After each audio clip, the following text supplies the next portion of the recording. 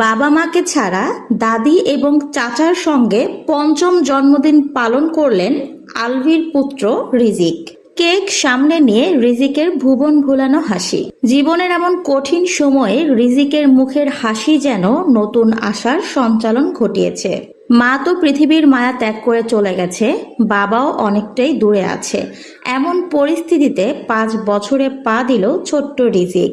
সকাল থেকে রিজিককে সবাই শুভেচ্ছা বার্তা দিয়ে ভরিয়ে দিয়েছেন। ইকরার বান্ধবীরাও রিজিকের জন্য কেক নিয়ে আসতে চেয়েছিল, কিন্তু রিজিকের দাদু এবং চাচুর চরম আপত্তি। এরকম পরিস্থিতিতে রিজিককে তাদের সাথে নিয়ে কেক কাটা যাবে না। তবে রিজিক তার চাচার সঙ্গে এবারের জন্মদিনের কেক কেটেছেন।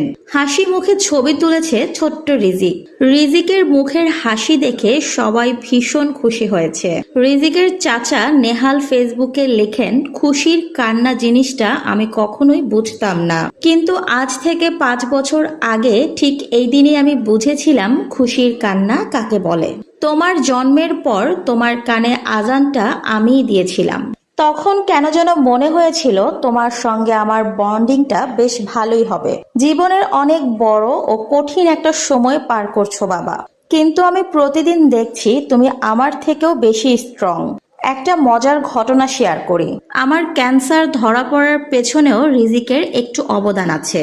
আমি অনেক দিন ধরেই ব্যথা সহ্য করছিলাম, কিন্তু বাসায় কাউকে কিছু বলিনি। একদিন রিজিক খেলতে খেলতে আমার ফোনটা ফেলে দেয়। তখন আমি ব্যথায় খুব বিরক্ত ছিলাম। সে অবস্থায় আমি রিজিকের দুষ্টুমি দেখে ওকে একটু বকা দিই, আর সেটার জন্য আম্মু আর ভাবির সাথে আমার ঝগড়া লেগে যায়। তখন এক কথা দুই কথায় আমার ব্যথার বিষয়টা বের হয়ে আসে। যাই হোক, তুমি আমার জীবনে অনেক বড় একটা আশা। অনেক বড় হও বাবা, তোমাকে জীবনে অনেক কিছু জয় করতে হবে। জীবনে যত বড় ঝড়ই আসুক না কেন, সবসময় মনে রাখবা তোমার পুপো তোমার পাশে সবসময়ই আছে। মায়ের মৃত্যুর পর জন্মদিনে এই প্রথম রিজিককে হাসি খুশি দেখে কেমন লাগলো আপনাদের কমেন্ট বক্সে জানিয়ে যাবেন।